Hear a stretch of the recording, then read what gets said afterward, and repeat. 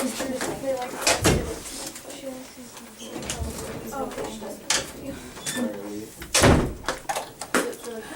You want to go over answers? I do call them other answers.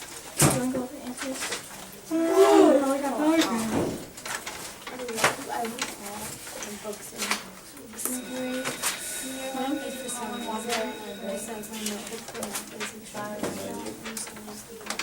Go ahead and get out your homework, please. Since most of you already checked with each other yesterday, but go ahead and get it out so I can check it. Would you like to check your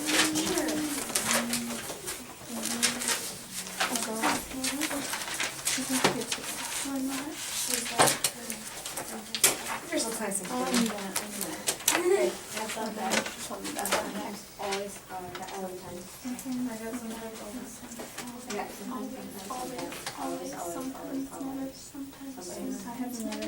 Wait, did you get a number? What?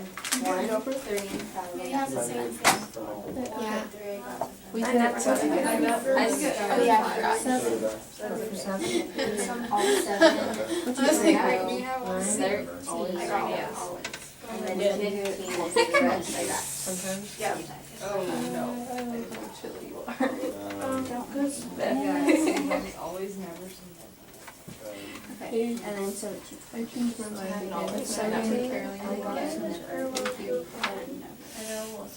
We should go to a nursing home. But not one that's. My mom said she would drive, cause well, I definitely get to do it. How many seats do you have? My mom can take 1, 2, 3, 4, 5, Well, if you 6. don't get it, okay, Megan, can you do 11? You can Good You Lord, can Marie. take 3. You can take 7. Okay, Yeah, funny. what questions do you have Minutes. on that? Okay, On 5. 5.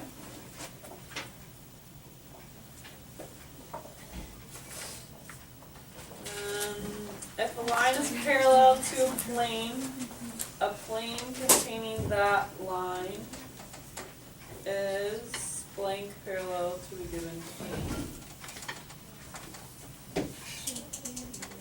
Okay. So a line, said the edge of this tissue box, is parallel to this plane over here. Is there a plane that's containing that line that is parallel to this plane? Yes, there can be. Is it always that way? No, so, and it's not never, because we said it can be, so that would be sometimes. Other questions? Maddie? 21. If the sides of two angles lie in parallel lines, the angles are blank congruent.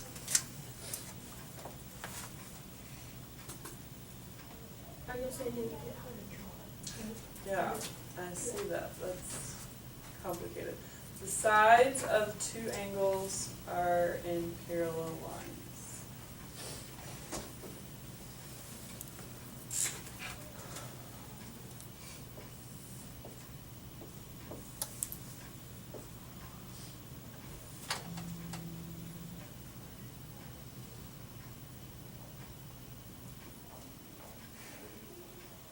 I'm not sure how you guys understood that one. I think it's kind of confusing.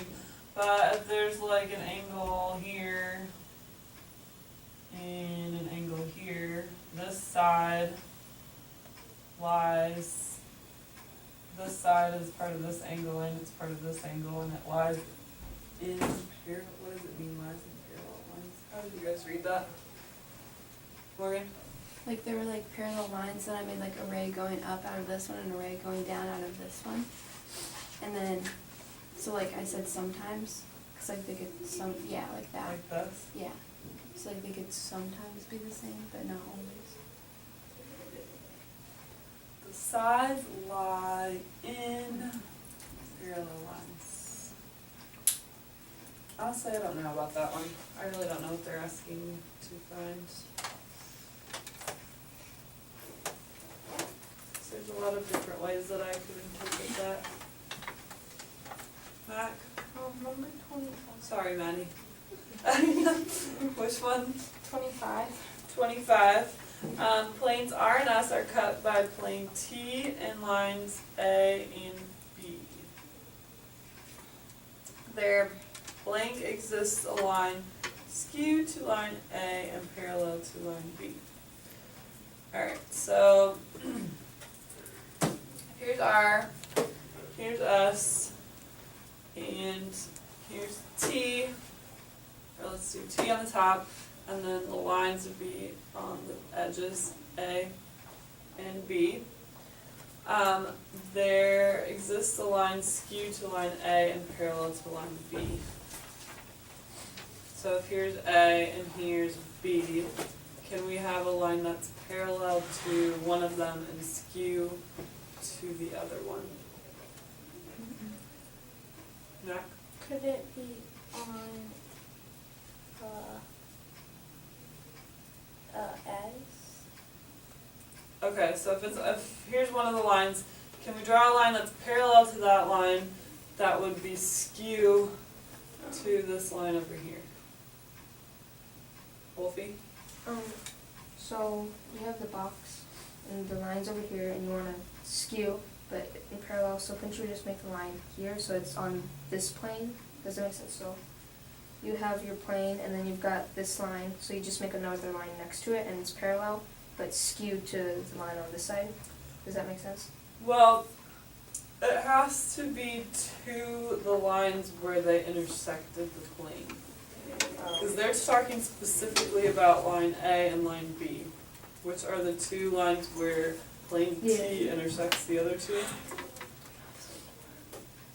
So is there a way we can draw one that's parallel to one line that would be skew to the other one?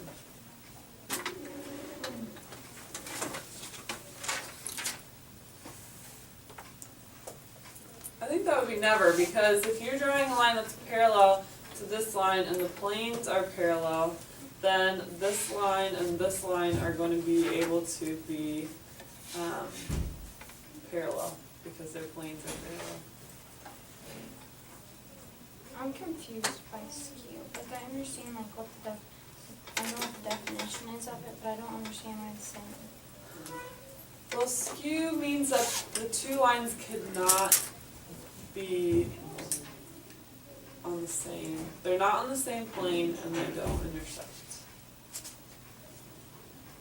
So, But they're not parallel. but if they can be parallel, then they can't be skewed. So it's just another line. That doesn't like have anything. Like, I to do can't with- make a line, I can't make a vertical line on this plane parallel to a horizontal line on this plane. They would never be able to be parallel. I couldn't draw a plane, there's no way I could draw a plane that would contain both of the lines where they would be parallel. You know what I'm saying? But they'll never touch. But they're also not, but there's no way I can make them parallel. But if I have a horizontal line here that's parallel to this line, there's a parallel line to that line here, and then this line is also parallel to this line, then I can draw a plane that would contain both of those lines where they would be parallel. There's no way I could draw it on here where there wouldn't be a plane that could be parallel to this. Okay. Does that make sense? Yeah. Okay. Other questions? Aaron? 23. If line M is skewed to line K, their blank exists a line that is perpendicular to both M and K. Okay, so there's a horizontal line here and a vertical line here. They're skew. Is there a line that exists? Wait, which one am I looking at? 23. That is perpendicular to both of them.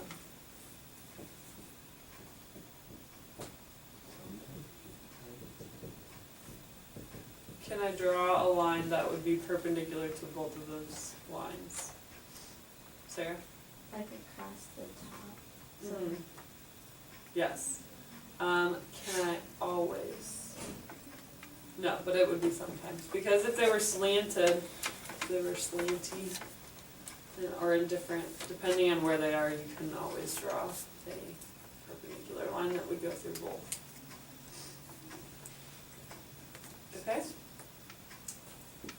Any other questions? Sorry about that one, the lies and parallel line, I don't know. Okay. So yesterday we were talking about parallel lines and we were not talking about parallel lines, we were just talking about two lines and a transversal. Today we're going to be talking about if those two lines that are, you don't have to draw this, but if those two lines that are cut by the transversal are parallel, there's a lot of things that happen, okay? What would you predict, based on this picture, what would you predict would be true of corresponding angles if the lines are parallel? Sarah? They're congruent. Yes, that is true. So if the lines are parallel and we have transversal that's cutting through them, the corresponding angles are going to be congruent. What would you predict about alternate interior angles?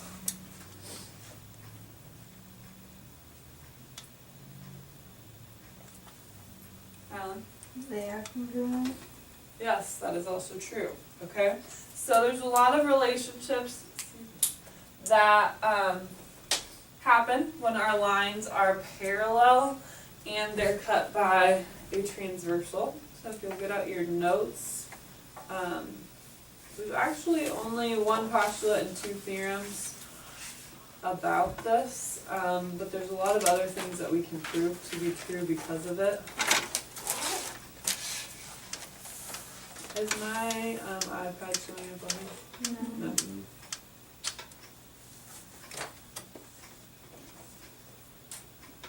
No? Yeah. Alright, so postulate 11 is the one that says if two parallel lines are cut by a transversal, then corresponding angles are congruent.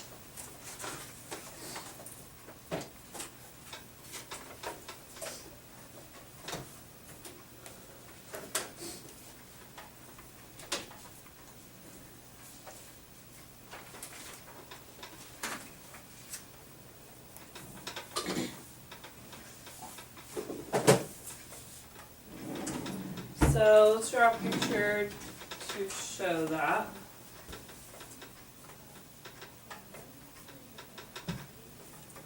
So if I have two parallel lines, to show that lines are parallel, we use these arrows. Cut by a transversal.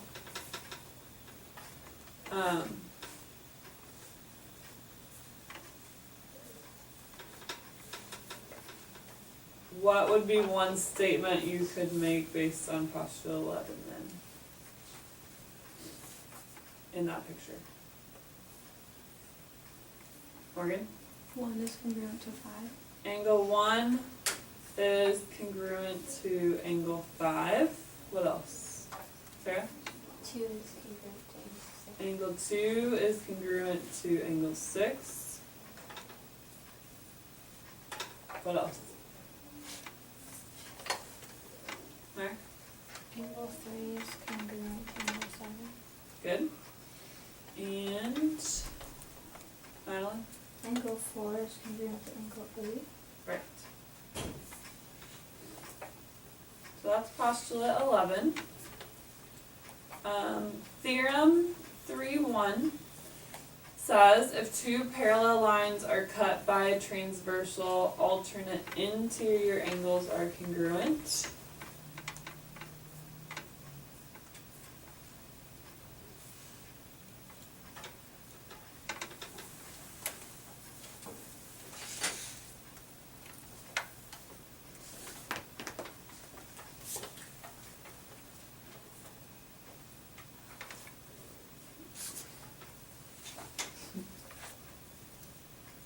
So if we're looking at the same picture,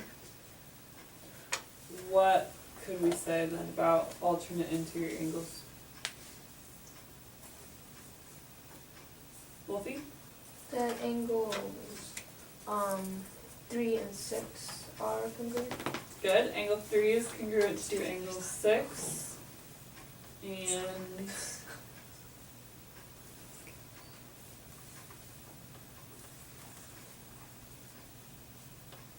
Wolfie? Angle 5 and 4. Yes, and angle 4 is congruent to angle 5. Good. And the last one, theorem 3-2, says if a transversal is perpendicular to one of two parallel lines, it is perpendicular to the other one also.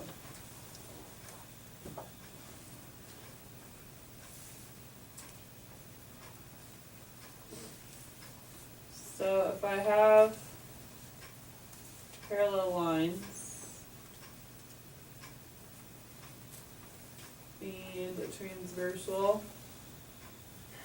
that's perpendicular,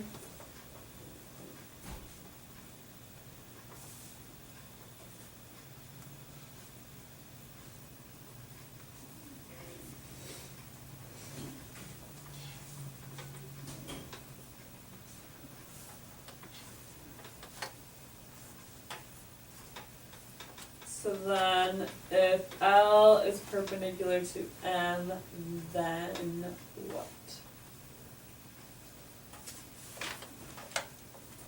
There, L is perpendicular to N. right. So how many right angles are formed there? 8, yes, great.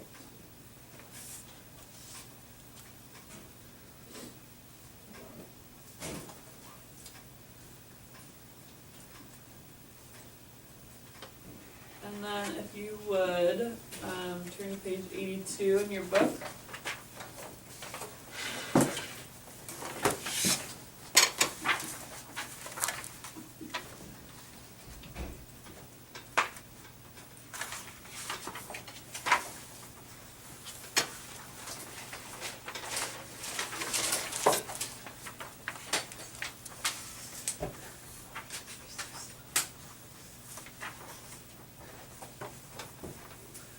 Alright, so looking at the top picture there with R, S, and T, it says, given that R is parallel to S, classify each statement as true or false.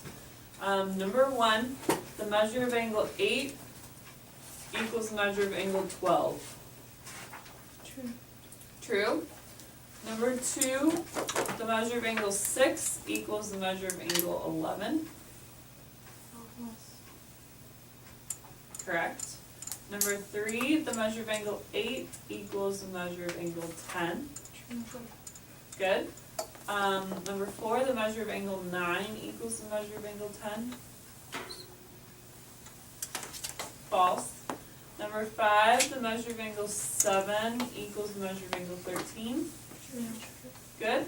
Number 6, the measure of angle 6 equals the measure of angle 8. Good. What tells us that? Vertical angles are congruent. That's one of your theorems. 213 maybe. The measure of angle 6 equals the measure of angle 12. True. Why is that? There. Because 6 and 8 are vertical angles and 8 and 12 are corresponding. Good. Yes. 7, the measure of, or is that the one we just did? Yes. 8, the measure of angle 10 equals the measure of angle 11. False. What is the relationship between 10 and 11? They're supplementary, right. Okay. So I want to draw this for numbers 9 through 16.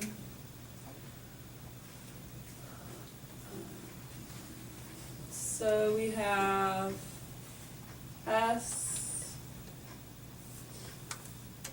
T, and M.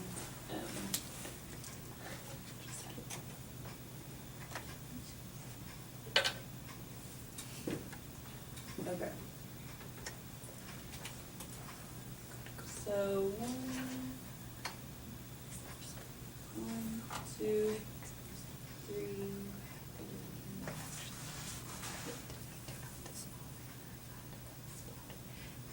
Alright, so if the measure of angle 2 is 110 degrees, what is the measure of angle 8?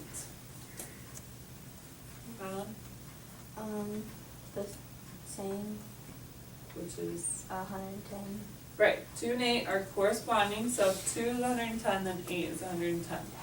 If the measure of angle 3 is 112, what's the measure of angle 8? 112. Why? That's true. Maria?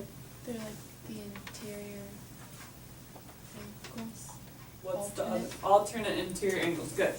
Number 11, if the measure of angle 4 is 80, what's the measure of angle 8? Mac? 100, because the alternate of 4 is 5, and if it's supplementary, then you take 80 away from 180. Right, there's a couple different ways to look at that. If 4 is 80, you could say that 7 was 80, and because they're corresponding. You could also, like Max said, 4 and 5 are congruent because they're alternate interior angles. 8 is supplementary to both 7 and 5. So either way you look at it, if you subtract 180 minus 80, you would get that angle 8 is 100. Questions? Okay. If the measure of angle 5 is 76, what's the measure of angle 8? Morgan? 104. Good, because they are what kind of angles? Supplementary. Good. 13, the measure of angle 3 equals 2 times the measure of angle 4. What's the measure of angle 8? Sarah? 2 times the measure of 5. Okay. Yes, I'm not sure exactly what they're looking for there. If they're looking for a number. So we could actually come up with the number for that. If we say, what you said is true. What's the relationship between the measure of angle 3 and the measure of angle 4? They're supplementary, so the measure of angle 3 plus the measure of angle 4 equals what? 180. So if I say that x is going to represent the measure of angle 3, and I know that the measure of angle 4, or measure of angle 3 is 2 times the measure of angle 4, then that would mean that 2x plus x equals 180. Are you seeing where this logic is coming from? So that means 3x equals 180, which means that x equals what? 60. 60, which means that the measure of angle 3 is 60. So what's the measure of angle 8? 20. 60. I mean, yes. 60, right, because 3 and 8 are alternate interior angles, so they're congruent. So we can't actually get a numerical value for that one. So if the measure of angle 3 is 2 times the measure of angle 5, that would be the same thing, because 4 and 5 are congruent, right? If the measure of angle 1 equals the measure of angle 2 minus 20, So.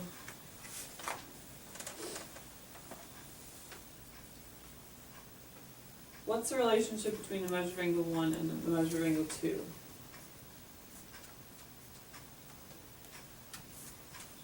Right? They're supplementary. Right, so the measure of angle 1 plus the measure of angle 2 equals 180. 180. So again, if we say that the measure of angle,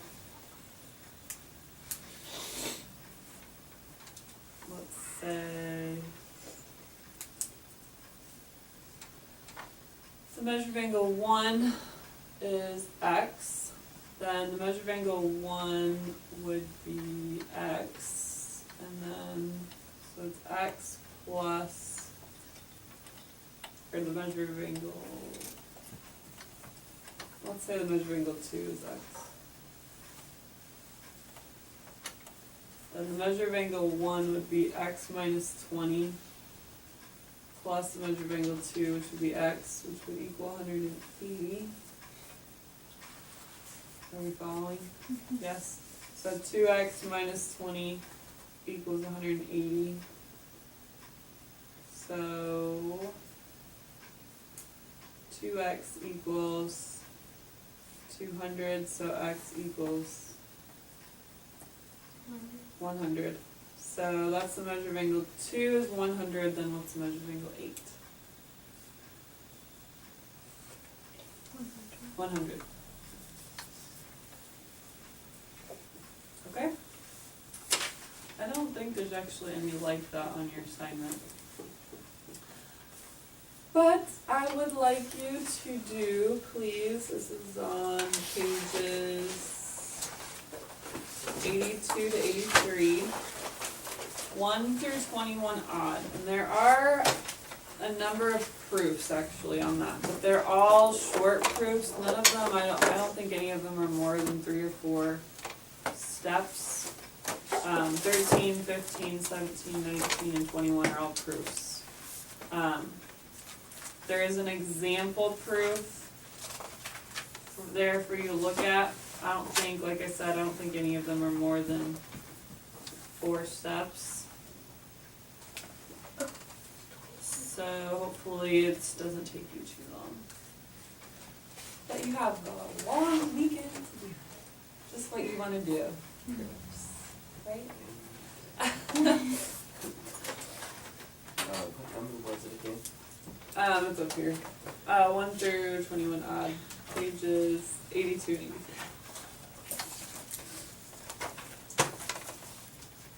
Which time is it? Like, 1 minute or 2.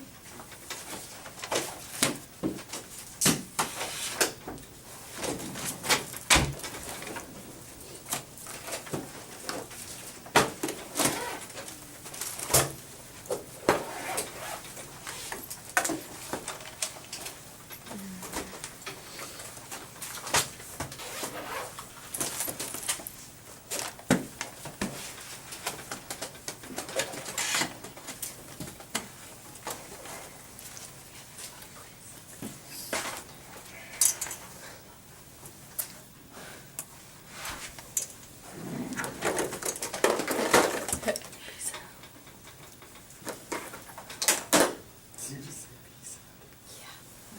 What are you guys all doing on your next break? Sleeping. Sleeping? You're going out of town?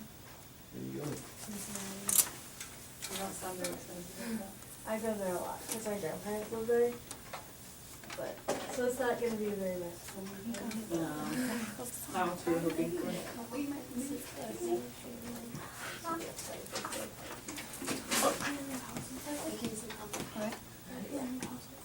You're gonna get a house Goodness. So Morgan, you're gonna get a house on Friday? Yeah, that's what it's gonna be. That's what everybody's gonna think at the end of the day, so just go ahead and say that. I'll make sure to tell everyone. Okay. I'm looking at a house on Friday, cause I I'm have. getting a house on Friday. Yeah, pretty much. No. because our house is for sale and someone came and looked at it and they liked it, so they might put a bid, so we have to find a house to go to, because we got stuck with the house that we live in now, because the person bought it before we could find a house to move to, so then we had to buy the house that we're living in, and we don't like the house that we're living in, so we have to like find a house and move